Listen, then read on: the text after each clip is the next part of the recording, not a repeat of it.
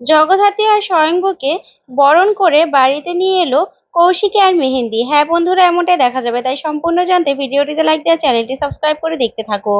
গল্পের শুরুতেই দেখা যাবে উৎসব আর দেবু গাড়ি থেকে নেমেই ছুটে বৈদেহীর কাছে আসে আর এসেই বলতে থাকে, মম মম ওরা সবাই কোথায়, আর ড্যাডি বা কোথায়?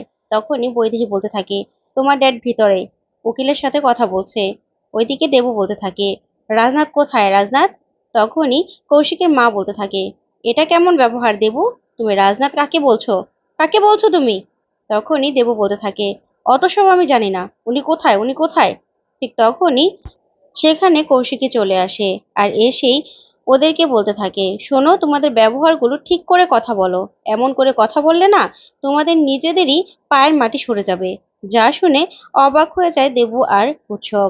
তারপরে উৎসব বলতে থাকে, দেখ বর্দি, বেশি বাড়াবাড়ি করছিস তুই, একদম বেশি বাড়াবাড়ি করছিস। এত বাড়াবাড়ি করা একদম ঠিক নয় তোর। বেশি এই সব কিছুর মালিক হব একা আমি, ওই স্বয়ংবকে কিছুতেই আমি বাড়িতে ঢুকতে দেব না। তখন কৌশিকী বলে, শোনো উৎসব, এরকম ভাবে কথা বলবে না, একদম কথা বলবে না।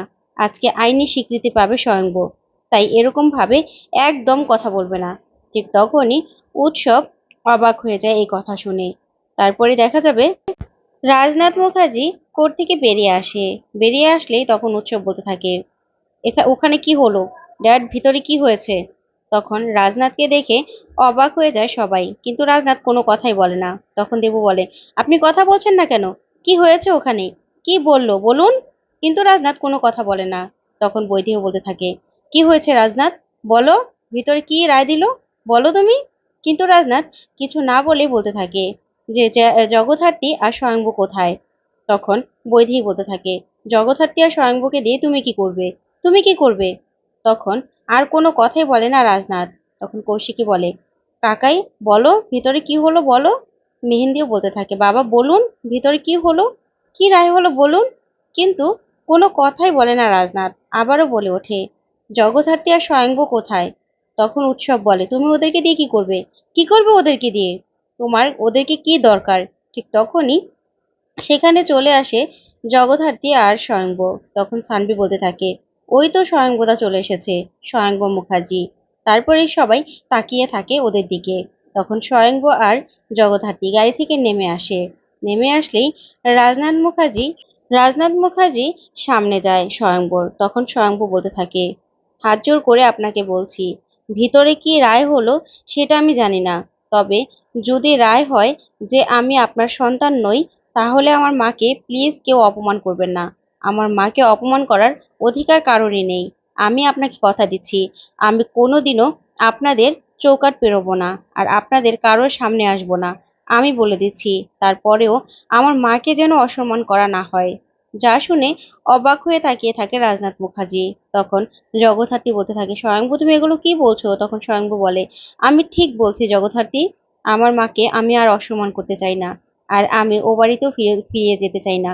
প্লিজ আমি বলছি, আমি ও বাড়িতে আর কোনোদিনও ফিরে যাব না।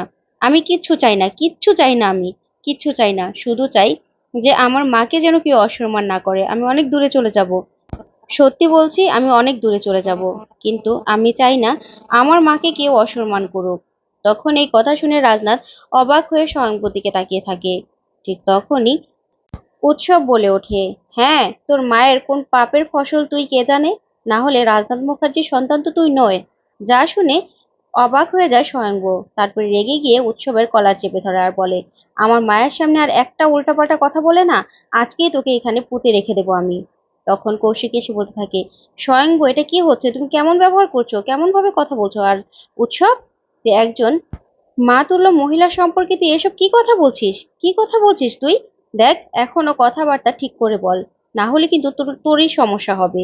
যা শুনে উৎসব চমকে যায়। তারপর স্বয়ংভু বলতে থাকে, তোকে এখানে পুঁতে রেখে দেবো, তুই সাবধানে কথা বলবি, আমার মাকে নিয়ে একটা কথাও বলবি না। তারপরে জগদ্ধাত্রী বলতে থাকে, স্বয়ংভু মাথা ঠান্ডা করো। তখন স্বয়ংভুকে কৌশিকী বলতে থাকে, তুমি মাথা ঠান্ডা করো স্বয়ংভু। তখন স্বয়ংভু বলতে থাকে, না বর্দি, আমি আর মাথা ঠান্ডা করতে পারছি না, কিন্তু যা হয়েছে হয়েছে, আমি প্লিজ কিছু শুনতে চাই না, কোনো রায়ই আমি শুনতে চাই না, আমার পক্ষে গেল না বিপক্ষে গেল তা আমি শুনতে চাই না। আমি চলে যাচ্ছি, আমি আর আপনাদের সামনে কোনোদিনও আসবো না। আমি হাত জোর করে বলছি, আমি যদি কোনো অন্যায় করে থাকি, প্লিজ সবাই আমাকে ক্ষমা করে দিবেন। তখন সানভি বলতে থাকে, হ্যাঁ হ্যাঁ চলে যাও, তোমাদের এখানে কোনো থাকার কোনো দরকার নেই, তোমাদের এ বাড়ির সাথে কোনো লেনাদেনা নেই, বুঝেছো, চলে যাও চলে যাও। তখন এই কথা শুনে অবাক হয়ে যায় সবাই। তারপরে দেখা যাবে স্বয়ংভু বলতে থাকে, জগদ্ধাত্রী চলো। তখনই ওরা চলে যেতে লাগলেই কৌশিকী রাজনাথকে বলতে থাকে, কাকাই তুমি এখনো কিছু বলবে না? কাকুমণি, ওরা চলে যাচ্ছে তো, তুমি এখনো আটকাবে না? এখনো কিচ্ছু বলবে না তুমি? ঠিক তখনই স্বয়ংভূকে ডাক দেয় রাজনাথ মুখার্জি আর বলতে থাকে, স্বয়ংভূ দাঁড়াও। তখন স্বয়ংভূ দাঁড়ালেই রাজনাথ বলে, তোমরা এসো, সবাই এসো। তারপরে স্বয়ংভূর কাছে যায় রাজনাথ আর বলতে থাকে, আজকে কোর্টে রায় হয়েছে, উর্মিলা মুখার্জি আমার বউ, বৈধ বউ, আমার বিয়ে করা বউ। যা শুনে খুশি হয়ে যায় স্বয়ংভূ। তখন রাজনাথ বলতে থাকে, সে একটা পুত্র সন্তান জন্ম দিয়েছিল, আর তারপরে সে মারা গিয়েছিল। সেই পুত্র সন্তানটা হলো আর কেউ নয়, তুমি। যা শুনে স্বয়ংভূ খুশি হয়ে যায় আর বলতে থাকে, সত্যি? সত্যি বাবা? তখনই রাজনাথ বলে, হ্যাঁ তুমি। তখন উৎসব বলতে থাকে, বাবা তুমি ভুল করছো, ওকে একদম আমাদের বাড়িতে নিয়ে যাবে না, বাবা তুমি ভুল করছো। এই বলে ওখান থেকে রেগে উৎসব চলে যায়, আর বৈদিও ওখান থেকে রেগে চলে যায়। তখনই তার সাথে সাথে কৌশিকীর মা দেবু সবাই চলে যায়।